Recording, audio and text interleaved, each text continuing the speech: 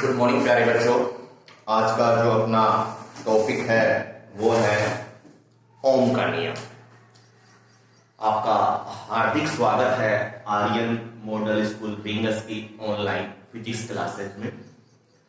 हम हिंदी मीडियम के लिए चैप्टर 5 विद्युत धारा पढ़ रहे थे। उसका आज का जो टॉपिक है वो है ओम का नियम।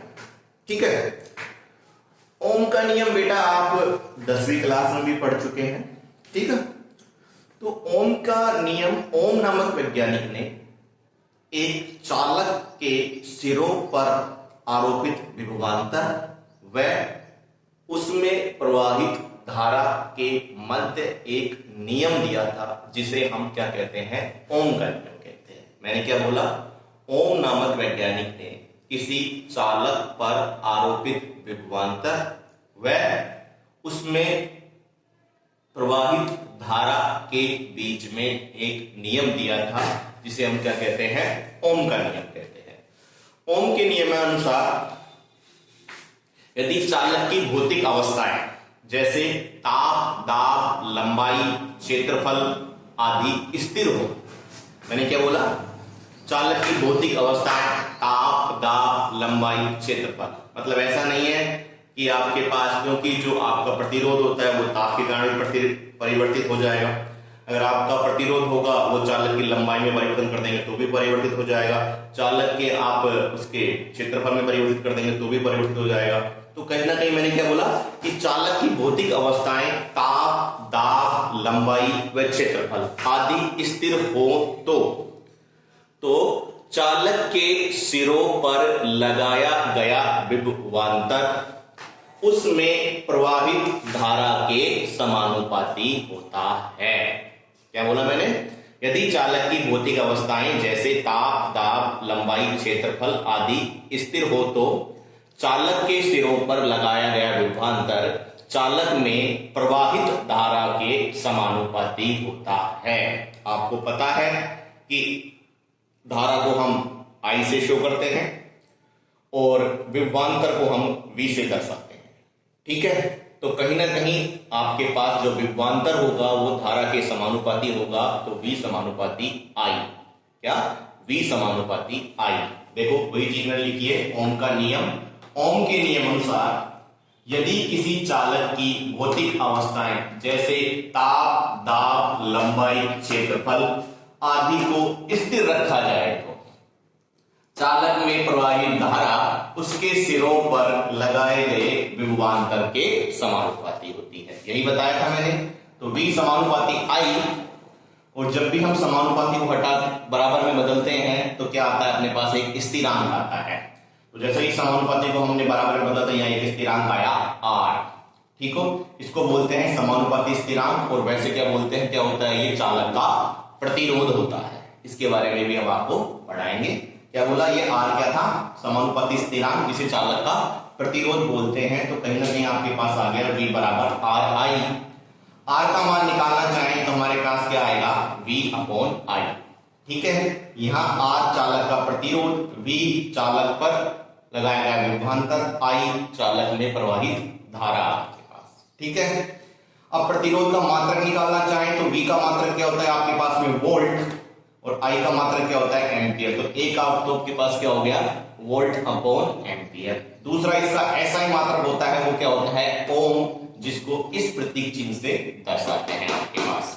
ठीक, वीमा निकालना चाहें तो वीमा निकालने के लिए क्या करेंगे हम, R बराबर अपने पास क्या दे रखा है, V/I।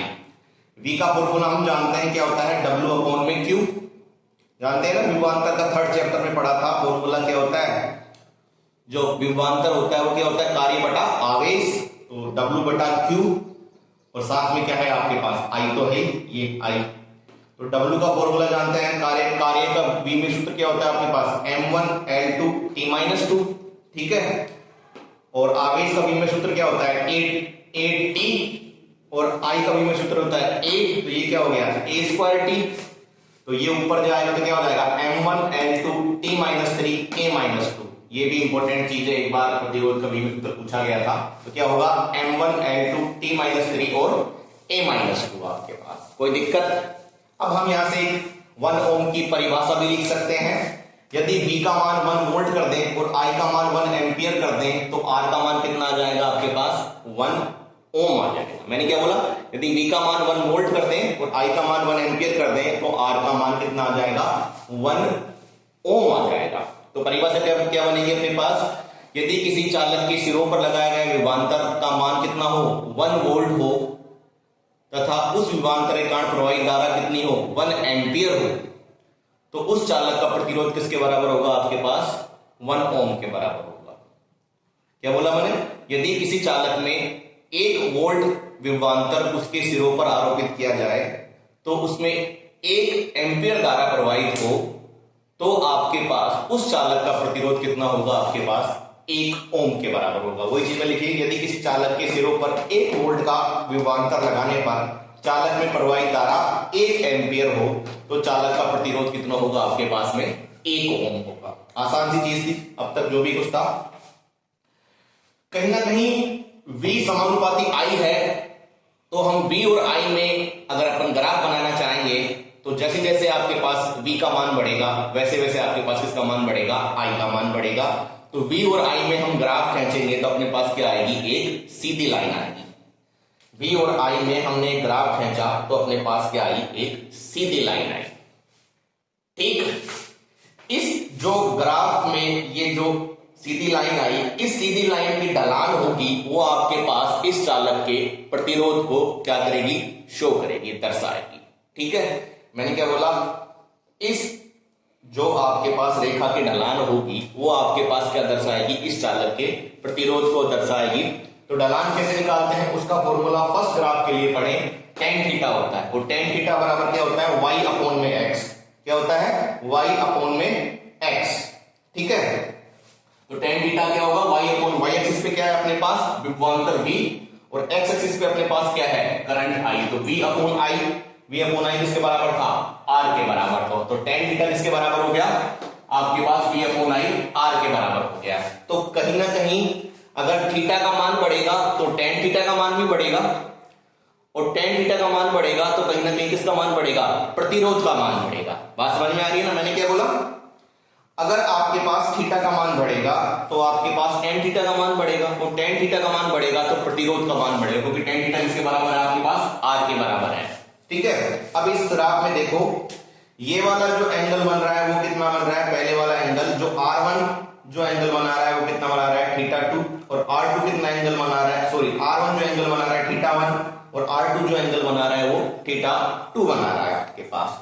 तो कहीं ना कहीं θ1 की वैल्यू θ2 से क्या है, ज्यादा है, तो tan θ1 की भी वैल्यू tan θ2 से क्या होगी, tan θ1 की वैल्यू भी tan θ2 से क्या होगी, ज्यादा होगी। और tan θ1 की वैल्यू ज्यादा होगी तो कहीं ना कहीं R1 प्रतिरोध R2 से क्या होगा, ज्यादा होगा। ठीक है, बात समझ में आ गई। यदि आपके पास y एक्सिस पे तो क्या हो, V हो और x एक्सिस पे I हो तो जैसे जैसे थीटा का मान बढ़ेगा वैसे वैसे आपके पास प्रतिरोध का मान बढ़ेगा। इस बात को ध्यान रखें, नोटिस करें, यदि x एक्सिस पे आपके पास I हो और y एक्सिस पे आपके पास V हो तो जैसे जैसे थीटा का मान बढ़ेगा वैसे वैसे आपके पास प्रतिरोध का मान बढ़ेगा। अगले ग्राफ देखिए, हमने चेंज क्या कर दिया, जहां अपने पास x एक्सिस पे I था वहां आपने क्या ले लिया, V दे दिया, जहां y एक्सिस पे अपने पास V था वहां अपन ने क्या ले लिया, I ले लिया। तो अब जो tan थीटा का मान आएगा y अपॉन x किसके बराबर आएगा, I अपॉन V के बराबर आएगा। और I अपॉन V किसके बराबर होगा, 1 अपॉन R के, क्योंकि V अपॉन I R के बराबर था तो I अपॉन V किसके बराबर होगा, 1 अपॉन R के। अब देखो जो R1 है अभी भी θ1 बना रहा है और जो R2 है वो क्या बना रहा है, θ2 बना रहा है। इस कंडीशन में भी आपके पास θ1 की वैल्यू θ2 से ज्यादा होगी और tan θ1 की वैल्यू भी tan θ2 से ज्यादा होगी। लेकिन आप ध्यान देखें, यहां जो tan थीटा है वो किसके बराबर आ रहा है, 1/r के बराबर आ रहा है। तो कहीं ना कहीं tan थीटा का मान बढ़ेगा तो प्रतिरोध का मान घटेगा। क्या होगा, घटेगा। तो इस कंडीशन में आपके पास R2 का मान ज्यादा होगा और R1 का मान कम होगा।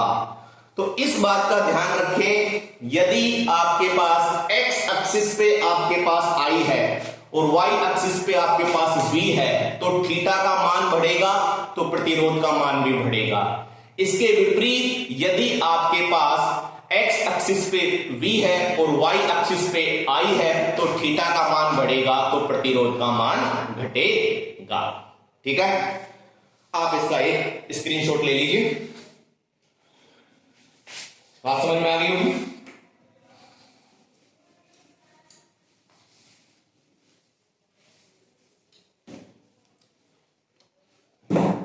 अब अपन क्या करेंगे, ओम के नियम को व्युत्पन्न करेंगे। क्या करेंगे, ओम के नियम को व्युत्पन्न करेंगे। अगला जो टॉपिक है आपके पास वो है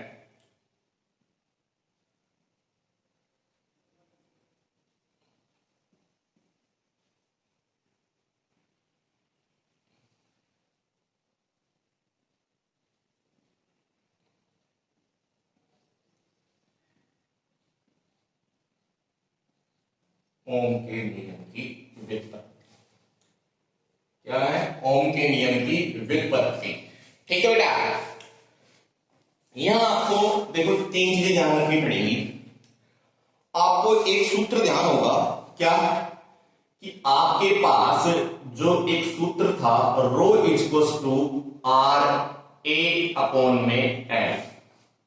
क्या था, rho equals to R A upon में एल। यहां रो क्या था आपके पास में, प्रतिरोधकता। ठीक है, आर क्या था आपके पास में, प्रतिरोध। अभी ध्यान रखना पड़ेगा, मैं आपको प्रूफ करके बताऊंगा। और ये क्या था आपके पास, क्षेत्रफल।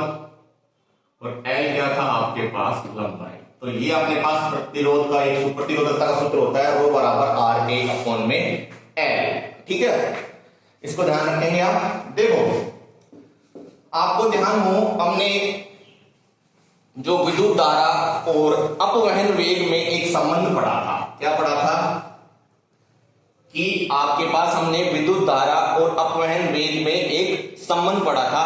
आई बराबर अपने पास क्या आ रहा था, N E A V D. ध्यान होगा आपको, आई बराबर क्या आ रहा था आपके पास, N E A V D. ठीक है, यहां आई आपके पास क्या था, धारा। एन क्या था आपके पास, प्रति एकांक क्षेत्रफल में इलेक्ट्रॉनों की संख्या। ई आपके पास इलेक्ट्रॉन का आवेश। ए आपके पास चालक का अनुप्रस्थ काट क्षेत्रफल। और वीडी आपके पास क्या था, अनुगमन वेग। ठीक, अब चाहूं तो मैं इसको ए को इधर ला सकता हूं, तो आई अपॉन में ए इक्वल्स टू क्या होगा, एन ई वी डी। ये भी पढ़ा था कि आई अपॉन में ए आपके पास क्या था, धारा घनत्व। क्या था, धारा घनत्व। ये पढ़ा था अपन ने, जे बराबर आई बटा ए। तो धारा घनत्व का सूत्र था कि जे किसको शो करता है, धारा घनत्व को, और उसका सूत्र क्या होता है, आई बटा ए। तो इस आई बटा ए को अपन ने क्या लिख लिया, जे। और जे का मान क्या आ गया, एन ई वी डी। अब हमने अनुगमन वेग का भी एक सूत्र निकाला था, वो क्या था आपके पास, ई ई टो अपॉन में एन। मैं माइनस नहीं लगा रहा, माइनस वहां ये शो कर रहा था कि जो आपके पास इलेक्ट्रॉनों की गति थी वो आपके पास विद्युत क्षेत्र के विपरीत थी। तो अपन यहाँ केवल परिमाण ले रहे हैं, तो परिमाण के लिए अपने को यह माइनस नहीं लगा रहे हैं। तो वीडी का अपन ने ये सूत्र पढ़ा था, ई ई टो अपॉन में एन। तो ये वीडी की वैल्यू हम इस इक्वेशन में रख देंगे, तो जे का मान क्या आ जाएगा आपके पास, एन ई, वीडी की जगह रखा पहले ई ई टो अपॉन में एन। ठीक है, यहाँ ई इलेक्ट्रॉनों की संख्या और ये कैपिटल ई आपके पास क्या था, विद्युत क्षेत्र। और ये टो क्या था आपके पास, विश्रांति काल। और एन क्या था अपने पास, इलेक्ट्रॉनों का द्रव्यमान। ठीक, अब आपके पास जे का मान क्या आ गया, देखो N E square tau upon में एम इंटू ई। ठीक है, बात समझ में आ गई। अब यहां देखिए आप, ये एन है, ये क्या है, एकांक। क्या, आयतन में इलेक्ट्रॉनों की संख्या। ये भी अपने पास क्या है, एक कांस्टेंट है, स्थिरांक है। ई है इलेक्ट्रॉन का आवेश 1.6 इंटू 10⁻19। ये भी आपके पास क्या है, एक स्थिरांक है। तो क्या है, विश्रांति काल। ये भी आपके पास क्या है, एक स्थिरांक है, किसी एक चालक के लिए बात कर रहे हैं। और एन क्या है, इलेक्ट्रॉनों का द्रव्यमान, वो भी 9.1 इंटू 10⁻31। वो भी आपके पास क्या है, एक स्थिरांक है। तो ये पूरी की पूरी टर्म आपके पास पास एक स्थिरांक के बराबर हो गई, और वो स्थिरांक को किससे शो करते हैं अपन? सिग्मा से। सिग्मा, और वो सिग्मा क्या होता है आपके पास में? चालकता। क्या होता है? चालकता। मैंने क्या बोला? ये एन स्क्वायर टू अपॉन में एन पूरी की पूरी स्थिरांक आ गई, उसको किससे अपन शो करेंगे? सिग्मा से। और सिग्मा को हम क्या बोलते हैं? किसी भी चालक की चालकता, कंडक्टिविटी बोलते हैं इंग्लिश के अंदर। तो जे की वैल्यू आ गई आपके पास सिग्मा ई, तो जे बी वेक्टर और सिग्मा ई बी वेक्टर, तो ये अपने पास एक फॉर्मूला आ गया ओम के नियम का सूक्ष्म रूप। ओम के नियम का सूक्ष्म रूप, ये भी एक बार एग्जाम में आया है। जे बराबर सिग्मा ई को प्रूफ करो, तो ये अपने पास क्या हो गया? ओम के नियम का सूक्ष्म रूप। मैं आपको दोबारा बताता हूं। हमने विद्युत धारा और अनुगमन वेग में एक संबंध पढ़ा था, आई बराबर N E A V D. इस ए को आई के बटे में लिया है, आई बटा ए बराबर क्या हो गया? N E V D. I बटा ए को अपन क्या लिख सकते हैं? धारा घनत्व जे, तो जे बराबर एन ई वी डी। अनुगमन वेग का सूत्र पढ़ा था, वीडी बराबर ई ई टो अपॉन में एम। माइनस नहीं लगाया क्योंकि अपन केवल परिमाण ले रहे हैं, तो इसका मान रखा, तो अपने पास क्या हो गया? एन ई, तो ऐसे कैसे वीडी की जगह पर रख दिया ई ई टो अपॉन में एम, तो क्या हो गया? ये N E square tau upon में M, N E square tau upon में एम इंटू कैपिटल ई।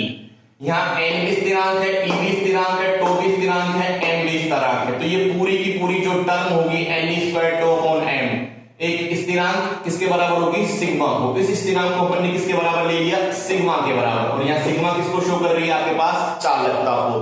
तो ये पूरी पूरी सिग्मा लिख दिया और ई की जगह ई लिख दिया। तो आपको पता है कि जे सदिश राशि, तो जे पे वेक्टर लगा दिया, और आपके पास विद्युत क्षेत्र सदिश राशि, तो इस पे वेक्टर लगा दिया, तो जे बराबर सिग्मा ई आ गया। ये अपने पास ओम के नियम का सूक्ष्म रूप है। क्या है? ओम के नियम का सूक्ष्म रूप है। लेकिन अभी अपने पास ओम के नियम का व्युत्पन्न नहीं हुआ है, एक बार एग्जाम में ये भी आया हुआ है आपके पास। ठीक है बेटा, अब आगे बढ़े। देखो, अब मैं जे को क्या लिख सकता हूं? आई बटा ए। ठीक, अब आपको एक बात पता होगी कि जो चालकता होती है वो आपके पास किसके बराबर होती है? 1 बटा प्रतिरोधकता। ठीक है, मतलब चालकता और प्रतिरोधकता एक दूसरे का क्या होती हैं? अपोजिट होती हैं। ठीक है, तो मैं क्या लिख सकता हूं कि सिग्मा इक्वल्स टू आपके पास क्या होता है? 1 अपॉन में रो। क्या होता है? सिग्मा बराबर 1 अपॉन में रो। बात समझ में आई ना? मैंने क्या बोली? चालकता को अपन किससे शो कर देते हैं? यहां सिग्मा से। तो चालकता किसके बराबर होती है? 1 बटा प्रतिरोधकता के बराबर होती है। तो चालकता को सिग्मा से लिख दिया, और 1 बटा प्रतिरोधक किससे लिखते हैं? अपन रो से लिखते हैं। तो ये वैल्यू यहां पुट कर दूं, तो ये क्या आ गया आपके पास? 1 अपॉन में रो इंटू ई। थर्ड चैप्टर में अपन ने एक फॉर्मूला पढ़ा था, आपको ध्यान हो, V बराबर ई डॉट एल। ठीक है, तो आपके पास E का मान क्या आ गया? आपके पास V बटा एल। क्या आ गया? E का मान V बटा एल आ गया। मैंने क्या बताया था? यहाँ V क्या है आपके पास? विभवांतर, E क्या है? इलेक्ट्रिक फील्ड, और L क्या है? चालक की लंबाई। तो हमने एक संबंध कर पढ़ा है थर्ड चैप्टर में, V बराबर E इंटू एल। तो E का मान कितना हो गया? V बटा एल। यहाँ V क्या है? विभवांतर, और L क्या है आपके पास? लंबाई। ठीक है, तो मैंने ये E की वैल्यू भी यहां रख दी, तो क्या आ गया? I बटा A, इसे लिख देते हैं, क्या आ गया आपके पास? I बटा A 1 अपॉन रो, और आपके पास ये कितना आ गया? V upon L.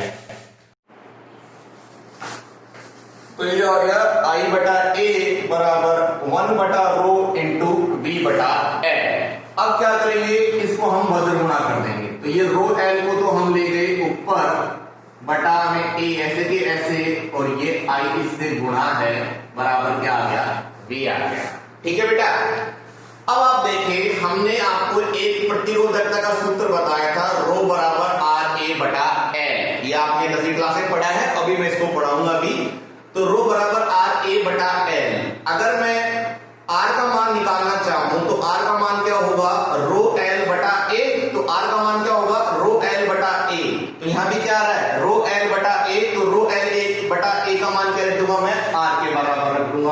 तो क्या आ गया आर आई बराबर वी, और वी बराबर क्या आ गया आपके पास आई आर आ गया। ठीक है, यही अपने पास क्या था, ओम का नियम था। देखो यहां तक तो आपको समझ में आ गया था। तो मैंने क्या लिखा, जे को मैंने क्या लिखा, आई बटा ए। ये सिग्मा क्या थी, चालकता। चालकता किसके बराबर होती है, 1 बटा प्रतिरोधकता के बराबर। ठीक है, तो चालकता को सिग्मा से लिखा और 1 बटा प्रतिरोधक किससे लिखते हैं, रो से। तो इस सिग्मा इधर क्या लिख दिया, 1 बटा रो, और ई ऐसे कैसे बच गया, हमने पढ़ा था एक सूत्र V बराबर E इंटू एल, तो E बराबर क्या हो जाएगा, V बटा एल। यहाँ E क्या है, विद्युत क्षेत्र, V विभवांतर, L लंबाई, तो इस E की जगह रख दिया V बटा एल। अब इस रो एल को इधर ले गए, रो एल बटा ए इंटू आई बराबर V। रो एल बटा ए यहां से क्या हो गया, आर के बराबर हो गया, तो आर आई बराबर V और V बराबर आई आर। यही अपने पास क्या था, ओम का नियम, और ये अपने पास ओम के नियम का व्युत्पन्न हो गया।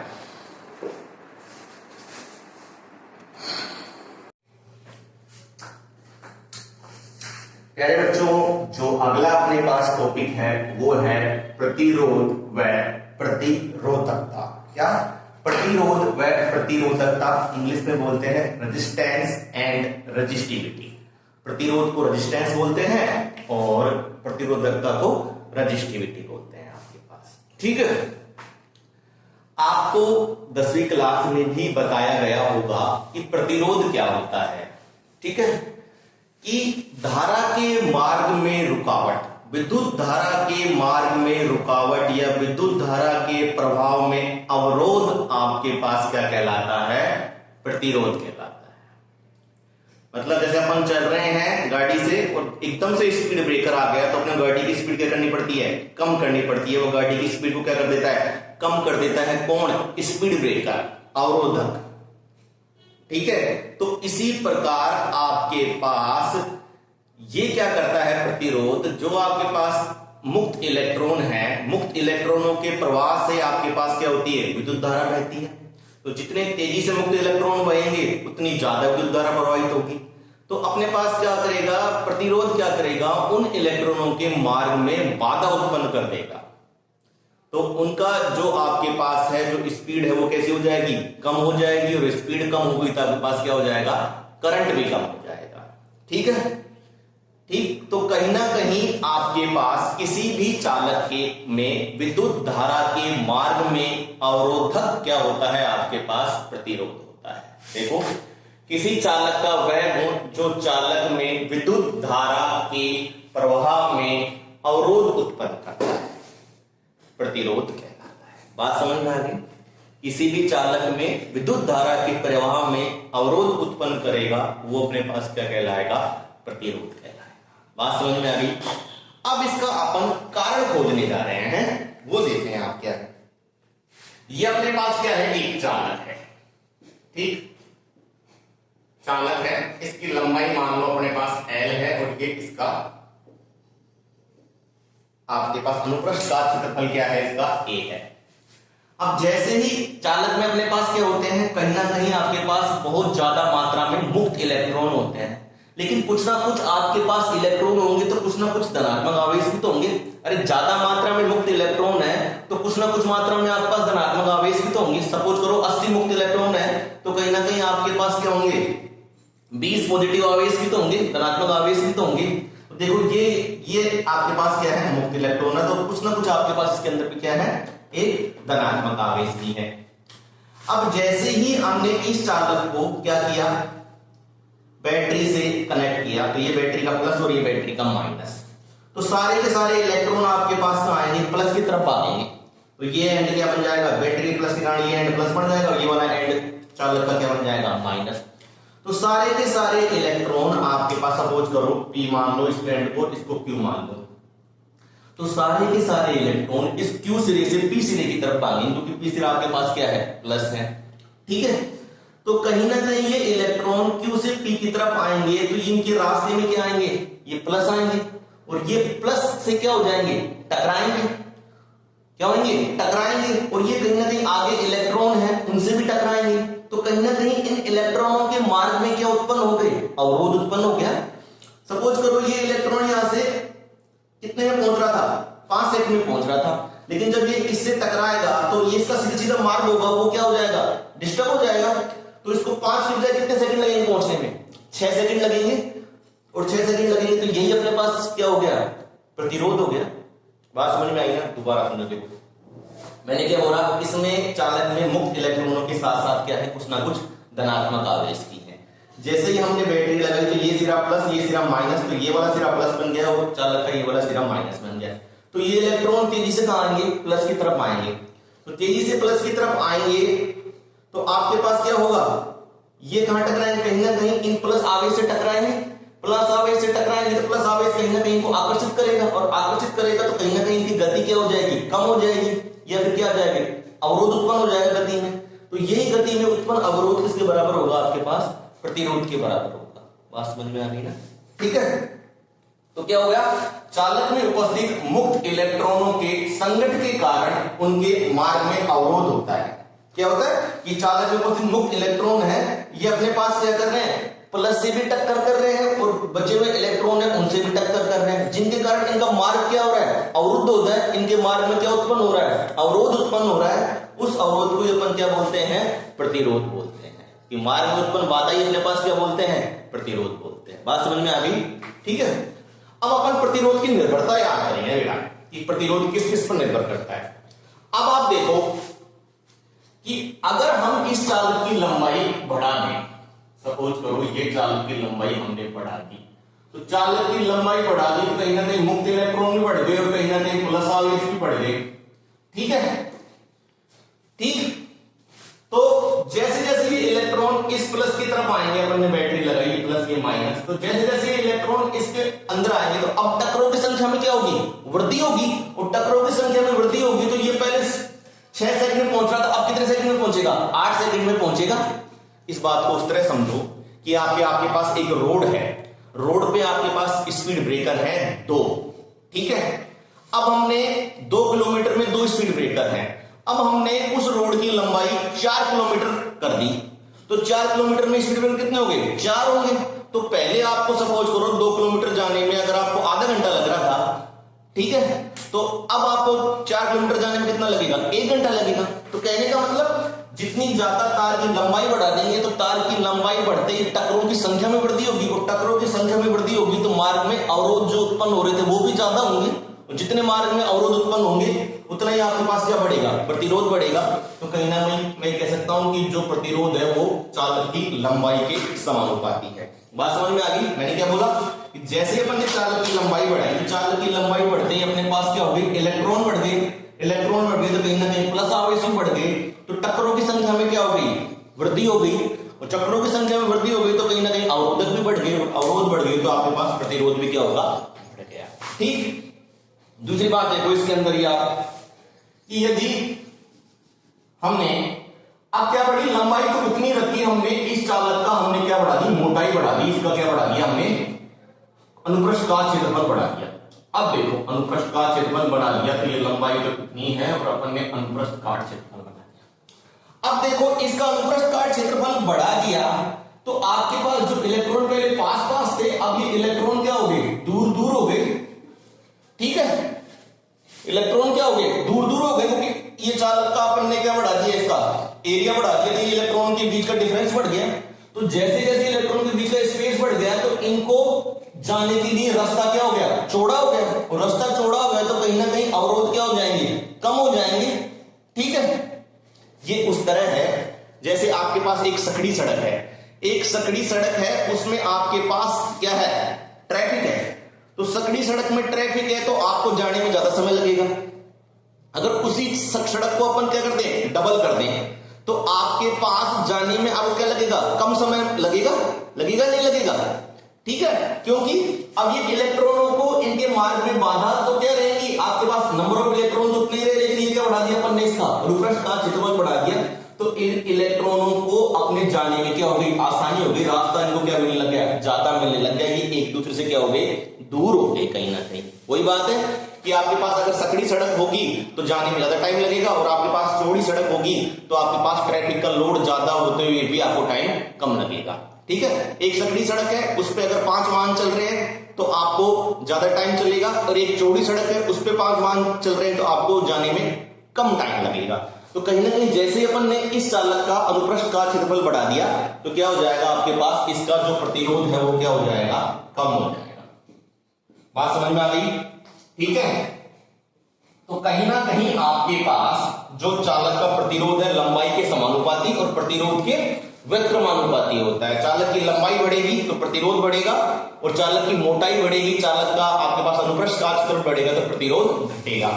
अब इन दोनों को कंबाइन कर दें तो क्या हो जाएगा, R प्रोपोर्शनल L बटा A।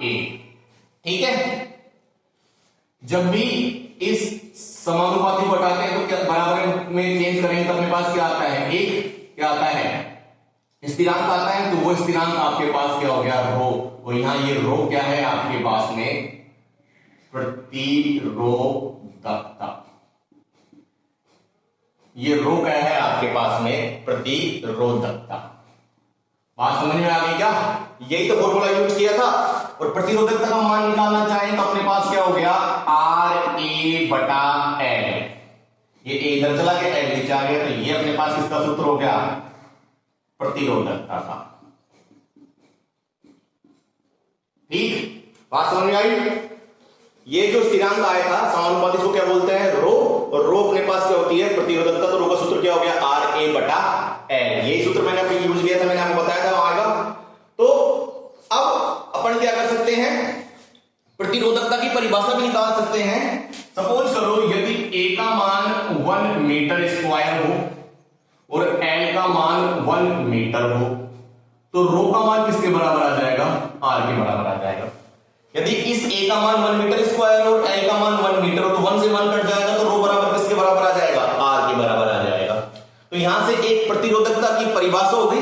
प्रतिरोधकता का दूसरा नाम क्या होता है, विशिष्ट प्रतिरोध भी होता है। क्या होता है, विशिष्ट प्रतिरोध भी होता है, जिसको हम किससे शो करते हैं, रो से शो करते हैं। बात समझ में आई? तो मैंने क्या किया, इस A का मान 1 मीटर स्क्वायर कर दिया, L का मान 1 मीटर कर दिया, तो रो की वैल्यू किसके बराबर हो गई, R के बराबर होगी। तो यहां से हम प्रतिरोधकता की एक परिभाषा निकाल सकते हैं। क्या निकाल सकते हैं, परिभाषा निकाल सकते हैं। क्या कि यदि किसी चालक की लंबाई 1 मीटर हो, वह उसका अनुप्रस्थ काट क्षेत्रफल 1 मीटर स्क्वायर हो, तो उस चालक का प्रतिरोध उसकी प्रतिरोधकता के बराबर होगा। क्या बोला मैंने, यदि किसी चालक की लंबाई 1 मीटर हो, वह उसका अनुप्रस्थ का क्षेत्रफल 1 मीटर स्क्वायर हो, तो उस चालक का प्रतिरोध उसकी प्रतिरोधकता के बराबर होगा।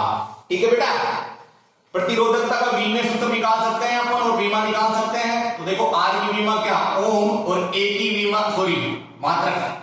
R का ओम और A का अनुप्रस्थ काट क्षेत्रफल का मीटर स्क्वायर और L का क्या, मीटर। तो 1 मीटर से मीटर कट जाएगा, तो प्रतिरोधकता का मात्रक क्या आ जाएगा आपके पास, ओम मीटर। प्रतिरोधकता का मात्रक क्या आ जाएगा, ओम मीटर। ठीक है, बीमा भी आप निकाल सकते हैं, प्रतिरोध की निकाली थी उससे आप किससे गुणा कर देंगे, L से गुणा कर देंगे, तो आपके पास किसकी बीमा आ जाएगी, प्रतिरोधकता की बीमा आ जाएगी। ठीक है, अब इसमें एक बात ध्यान रखनी है कि जो चालक का प्रतिरोध होता है ना, वो आपके पास किसके समानुपाती होता है, उसकी लंबाई के समानुपाती होता है, और अनुप्रस्थ काट क्षेत्रफल के व्यक्रमानुपाती होता है। और जो चालक का प्रतिरोध होता है, यदि अपन एक ही चालक की बात करें, इस चालक की बात करें, तो इस चालक के अंदर आपके पास L अगर सपोज करो 5 सेंटीमीटर है और A आपके पास 4 सेंटीमीटर स्क्वायर है, तो इस चालक के लिए एक ही चालक की बात करें तो देखो L और A आपके पास परिवर्तित नहीं होंगे। L और A आपके पास परिवर्तित नहीं होंगे एक चालक के लिए। तो कहीं ना कहीं आपके पास जो रो का मान होगा वो क्या होगा, जो आपके पास प्रतिरोधकता का मान होगा वो चालक की लंबाई व चालक का अनुप्रस्थ काट क्षेत्रफल को कम या ज्यादा करने से परिवर्तित नहीं होगा। ठीक है, वो परिवर्तित कब होगा, जब चालक की प्रकृति चेंज होगी। क्या होगी, जब चालक की प्रकृति चेंज होगी। यदि आप एक ही चालक है, एक ही चालक की आप चाहे लंबाई बढ़ा दो या लंबाई घटा दो, तो उसकी उसकी प्रतिरोधकता में परिवर्तन नहीं आएगा, लेकिन उसके प्रतिरोध में परिवर्तन आएगा। लंबाई बढ़ेगी तो प्रतिरोध बढ़ेगा, और आपके पास अनुप्रस्थ काट क्षेत्रफल बढ़ेगा तो प्रतिरोध घटेगा। और लेकिन प्रतिरोधकता कब बदलेगी? जब चालक की प्रकृति चेंज होगी। मतलब जैसे पहले चालक सोने का था, तो अब अगर चांदी का होगा तो ही उसकी प्रतिरोधकता होगी चेंज, नहीं तो चेंज नहीं होगी। कहने का मतलब यदि कोई सोने का तार है, उसकी लंबाई पहले 1 सेंटीमीटर है और उसका अनुप्रस्थ काट क्षेत्रफल 1 सेंटीमीटर स्क्वायर है, ठीक है। अब यदि हम उसकी लंबाई 2 सेंटीमीटर कर दें और उसका अनुप्रस्थ काट क्षेत्रफल 5 सेंटीमीटर स्क्वायर कर दें, ठीक है, तो आपके पास प्रतिरोध के मान में परिवर्तन होगा, लेकिन प्रतिरोधकता के मान में परिवर्तन नहीं होगा। तो प्रतिरोधकता के मान में परिवर्तन कब होगा? जब हम उस सोने के तार को किस में चेंज करेंगे? पीतल के तार में या अन्य किसी तार में। तो एक बात आपको ध्यान रखनी है, प्रतिरोधकता निर्भर करती है चालक की प्रकृति पर मूल्य। यदि चालक की प्रकृति चेंज होगी चालक की, तो ही आपके पास प्रतिरोधकता बदलेगी, नहीं तो आपके पास प्रतिरोधकता नहीं बदलेगी। और चालक का प्रतिरोध आपके पास उसकी लंबाई के समानुपाती और उसके अनुप्रस्थ काट क्षेत्रफल के व्यतिक्रमानुपाती होता है। इस बात को ध्यान रखें। प्रतिरोध का सूत्र RA/L, ठीक है, ये ध्यान रखें। विशिष्ट प्रतिरोध की परिभाषा मैंने आपको बता दी, ठीक है, वो ध्यान रखें। प्रतिरोध क्या होता है वो बता दिया, प्रतिरोध का कारण बता दिया, ठीक है बेटा। धन्यवाद।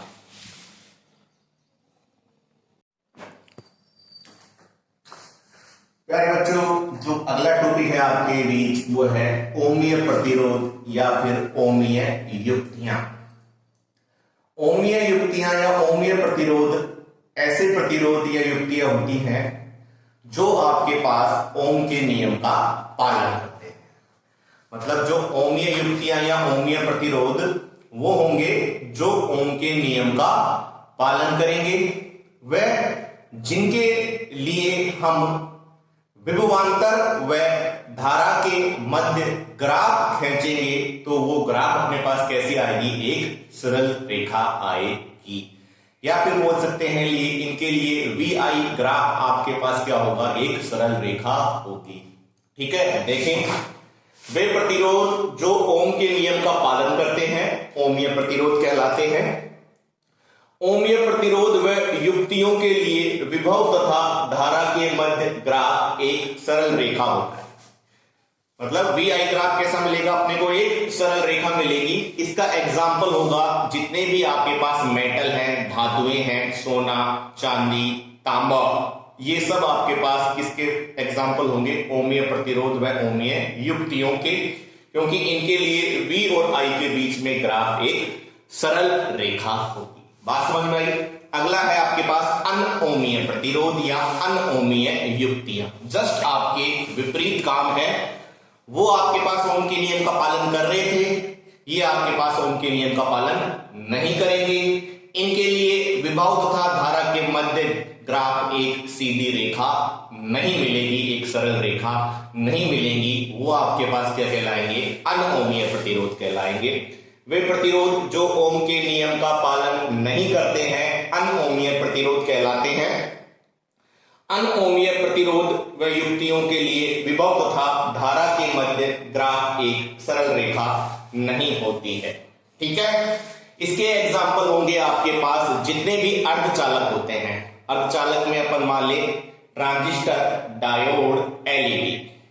ये आपके पास इंपॉर्टेंट है कि अनओमीय प्रतिरोध के एग्जाम्पल उदाहरण कौन कौन से हैं? डायोड, ट्रांजिस्टर और LED।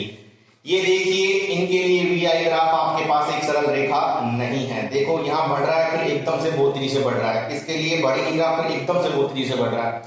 और ये आपके पास देखो ट्रांजिस्टर के लिए V और I के बीच में ग्राफ है, ये भी आपके पास कैसा नहीं है? सरल रेखा नहीं है।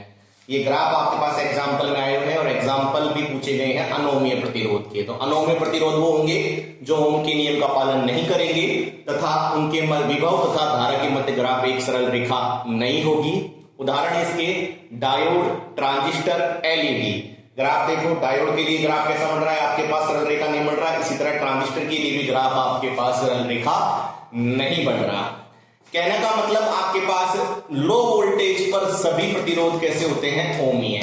लेकिन जैसे जैसे आपके पास वोल्टेज बढ़ती है वैसे वैसे आपके पास क्या होता है, करंट बढ़ता है, और करंट बढ़ता है तो आपके पास युक्ति क्या होगी, गर्म होगी, और गर्म होने से उसका प्रतिरोध एकदम से ज्यादा बढ़ जाता है। तो लाइन अपने पास सीधी रेखा ना प्राप्त होके थोड़ी सी क्या हो जाती है, टिल्ट हो जाती है।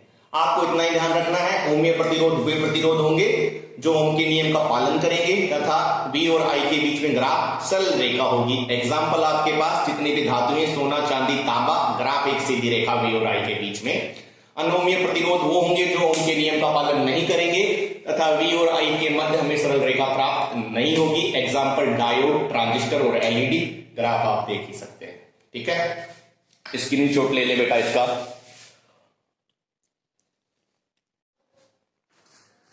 बेटा जो अपने पास टॉपिक है वो है अतिचालकता। इससे पहले मैं आपको एक चीज बताना चाहूंगा, उस चीज को ध्यान रखें आप कि जैसे जैसे किसी भी चालक का ताप बढ़ेगा, क्या बढ़ेगा, ताप बढ़ेगा, तो आपके पास उसका प्रतिरोध भी क्या होगा, बढ़ेगा।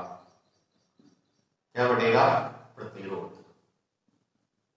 मैंने क्या बोला, यदि किसी चालक का ताप बढ़ेगा तो उसका प्रतिरोध भी बढ़ेगा। चालक की बात कर रहा हूं मैं, ठीक है। और यदि किसी चालक का ताप कम होगा तो उसका प्रतिरोध भी क्या होगा, कम होगा। तो ये ध्यान रखिए, चालक का ताप बढ़ेगा तो प्रतिरोध भी बढ़ेगा, चालक का ताप कम होगा तो प्रतिरोध भी कम होगा। अब मैं आपको समझाता हूं अतिचालकता, ठीक है।